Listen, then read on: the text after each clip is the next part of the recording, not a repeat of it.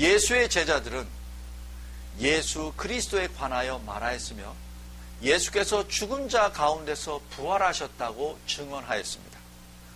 그리고 기적의 치유를 통하여 예수 그리스도의 권능을 보여주셨습니다. 이 일로 인하여 베드로와 요한 사도가 구속되었습니다. 사도들의 담대한 설교 가르침이 그 죄목이었습니다. 과거 예수께서 잡히시던 그날 밤 예수를 부인하던 베드로가 이제는 예수를 위하여 감옥에 담대히 들어가고 있습니다. 여러분은 복음을 위하여 고난을 받을 준비가 되어 있습니까? 먼저 첫째로 우리는 교회에 대한 이 세상의 적개심을 보고 있습니다. 1절부터 3절까지입니다. 예수 그리스도의 복음은 불신 세계로부터 공격을 받습니다. 이는 사단이 예수 그리스도를 위한 열심을 증오하기 때문입니다. 담대한 증언, 용감한 설교야말로 어둠의 세력을 위협하기 때문입니다. 하나님 안에서 하나님과 교통하면서 하나님과 동행하는 일은 이 세상에서 힘들고 고달픕니다. 예수님은 제자들에게 예수의 제자라는 사실 때문에 장차 어려운 일들이 다가올 것이라고 반복하여 말씀하셨습니다. 누가복음 21장 12절부터 17절까지 말씀입니다. 내 이름을 인하여 너희에게 손을 대어 핍박하며 회당과 옥에 넘겨주며 임금들과 관장들 앞에 끌려가려니와 이 일이 도리어 너희에게 증거가 되리라. 그러므로 너희는 변명할 것을 미리 연구치 않기로 결심하라. 내가 너희의 모든 대적이 능히 대항하거나 변박할 수 없는 구제와 지혜를 너희에게 주리라. 심지어 부모와 형제와 친척과 벗이 너희를 넘겨주어 너희 중에 몇을 죽이게 하겠고 또 너희가 내 이름을 인하여 모든 사람에게 미움을 받을 것이라. 시련은 반드시 다가옵니다. 그러나 그 시련은 아름다운 약속을 우리에게 세워줍니다. 그 시련은 새로운 삶을 줍니다. 어떠한 것도 하나님의 목적을 이루지 못하도록 하나님의 길을 막을 수 없습니다. 사도행전 4장부터 6장까지는 교회의 안과 밖에서 교회를 대적하는 세력이 기록되어 있습니다. 먼저 4장에서는 교회 밖에서 교회를 대적합니다. 이에 대한 유일한 방법은 오직 예수 그리스도에 대한 믿음 하나입니다. 5장에서는 아나니아와 삽비라의 사건이 기록되어 있습니다. 교회 안에서 발생된 문제입니다. 여기에 대한 신속한 결단에 의하여 해결되어야 함을 보여줍니다. 6장에서는 교회 내부의 분열, 구제 사역에 대한 불평으로 생겨난 일입니다. 인내와 지혜로서 해결되어야 합니다. 성도 여러분, 교회를 대적하는 사례를 보면 교회를 무너뜨리기 위한 사단의 역사임을 알 수 있습니다. 그런데 예수 그리스도께서 교회를 장악하고 계시다는 그 사실을 결코 잊어서는 안 됩니다. 또한 영적 전쟁에서 그리스도께서 이미 이룩하신 승리에 대한 확신을 가져야 합니다. 둘째로 4절에서 우리는 예루살렘 교회의 급격한 성장을 보게 됩니다. 오순절 성령 강림과 베드로의 첫 번째 설교 이후 교인의 수가 3,000명이나 더해졌습니다. 그리고 베드로의 두 번째 설교에 이어 베드로와 요한이 구속되었는데 이때 말씀을 듣는 자 중에 믿는 남자의 수만 5,000명이나 되었습니다. 남자의 수가 5,000명이므로 여기에 여자와 아이들을 합한다면 그 수가 훨씬 많아질 것입니다. 예루살렘은 분명 큰 변화가 있었음에 분명합니다. 믿는 자들은 집과 거리에 모이고 예수 그리스도에 대한 신앙에 관하여 이야기를 했습니다. 어떻게 그토록 짧은 기간에 이런 일이 일어날 수 있었겠습니까? 이는 성령의 절대 주권적 권능에 의하여 이루어진 것입니다. 성도 여러분, 예루살렘 교회의 성장에 따라 교회의 대적 세력 또한 함께 일어나고 있습니다. 교회의 성장은 분명 기쁜 소식이지만 이에 대하여 교회의 안과 밖의 공격에 대비해야 합니다. 셋째로 5절에서 8절까지 우리는 성령이 충만한 사도들을 보게 됩니다. 베드로와 요한 사도가 감옥에 투옥되었으며 이튿날 조사를 받게 되었습니다. 관원과 장로들과 서기관들이 모였습니다. 대제사장과 그 무리들이 사도들에게 물었습니다. 너희가 무슨 권세와 누구의 이름으로 이 일들을 행하느냐? 이에 베드로는 성령이 충만하여 답변하였습니다. 여기서 성령이 충만하다라는 것은 신자의 삶 속에 성령이 함께 하심을 의미합니다. 성령의 감동으로 말미암아 증언하고 있음을 의미합니다.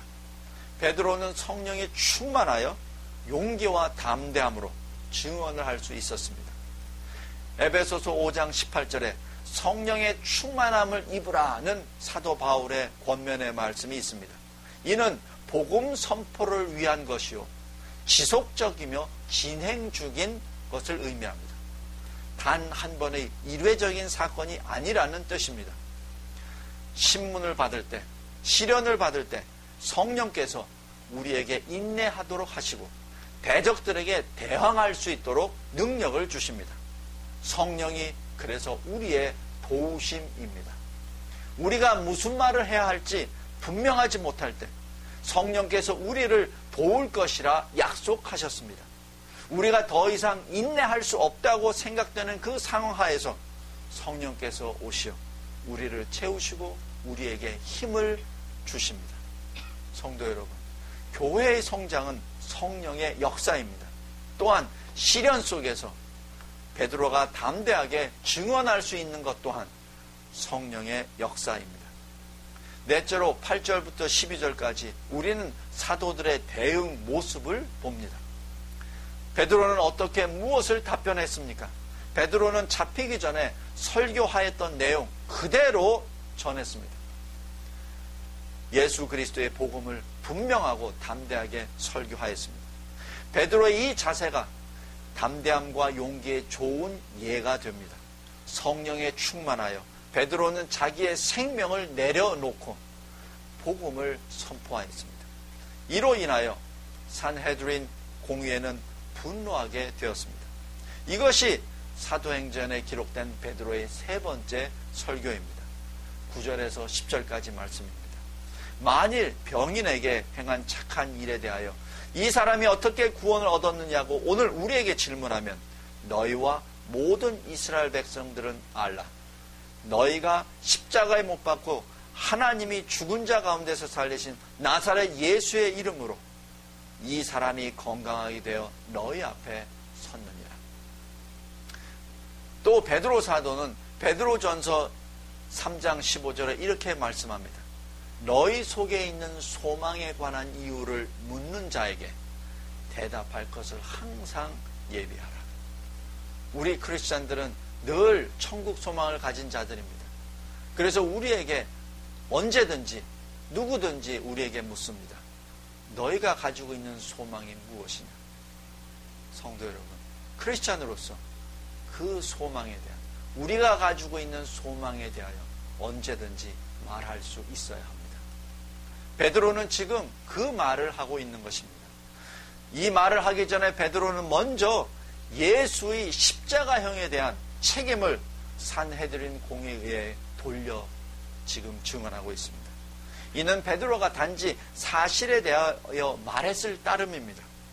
예수의 십자가에서 죽으심에 대한 책임이 바로 유대 산헤드린 공회에 있으며 죄를 자복함으로써 용서함을 받으라고 한 것입니다. 이것이 복음입니다. 먼저 죄를 인식시키지 못한다면 구주의 필요성을 그들이 알 수 없기 때문입니다. 베드로는 시편 118편 22절을 인용하면서 계속 설교합니다. 이 예수는 너희 건축자들의 버린 돌로서 집 모퉁이의 머릿돌이 되었더라. 여기서 베드로는 돌, 반석, 모퉁이 돌, 머릿돌 등으로 비유하면서 계속 증언하였습니다. 아주 재밌는 비유입니다. 왜 그런지 아십니까? 베드로의 신앙 고백 기억하십니까? 주님께서 제자들에게 말씀하시죠. 너희들은 나를 누구라 생각하느냐? 이때 베드로가 일어나서 예수께 이렇게 고백합니다. 주는 그리스도시요 살아계신 하나님의 아들이시니이다. 이것이 신학적으로 대신앙 고백이라고 합니다. 이에 예수께서 말씀하시기를 너는 베드로라. 이 반석 위에 내가 내 교회를 세우리라. 마태복음 16장 18절입니다. 그 반석이란 베드로가 아닙니다. 그 반석이란 신앙 고백입니다. 그러므로 교회는 베드로와 같이 신앙 고백을 한 사람들의 모임입니다. 따라서 예수 그리스도를 거부하는 것은 유대인이 하나님 나라 모퉁이의 머릿돌을 거부한 셈이 되는 것입니다. 다른 이로서는 구원을 얻을 수 없나니 천하 인간의 구원을 얻을 만한 다른 이름을 우리에게 주신 일이 없음이니라. 12절입니다. 성도 여러분, 만약 예수 그리스도에 대한 믿음으로부터 멀어진다면 구원의 이르는 길은 없습니다. 구원의 길은 오직 예수 그리스도 한 분입니다. 다섯 번째 13절에 우리는 베드로의 설교를 통해 사도들의 담대함을 봅니다. 13절 읽겠습니다. 저희가 베드로와 요한이 기탄 없이 말함을 보고 그 본래 학문 없는 범인으로 알았다가 이삭이 여기며 또 그 전에 예수와 함께 있던 줄도 알고, 베드로는 잡히기 전에 설교하였던 동일한 내용을 설교하였을 뿐이었습니다. 오직 예수 그리스도를 믿는 믿음으로 베드로는 사람의 말이 아니라 하나님의 말씀에 순종하였습니다.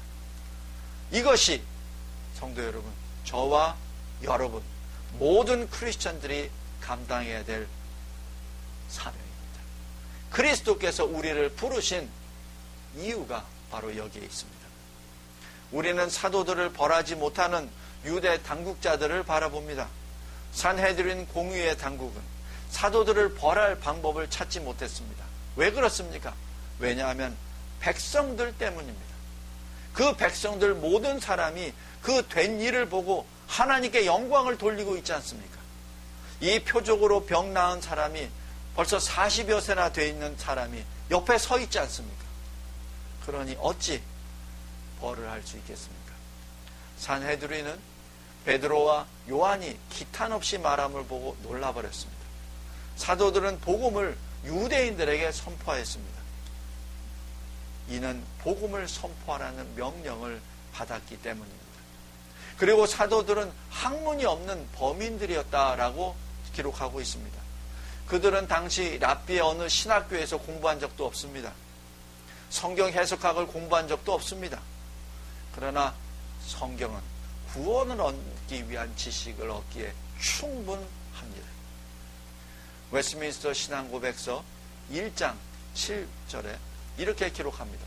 성경에 있는 모든 것들이 그 자체가 알기 쉽거나 모든 사람에게 다 분명한 것은 아니다. 그러나 구원을 얻기 위해서 알고 믿으며 지켜야 할 것은 성경의 이것저것에 분명히 지시되고 계시되어 있으므로 유식한 사람뿐만 아니라 무식한 사람이라도 그것에 대한 충분한 이해를 가질 수 있다.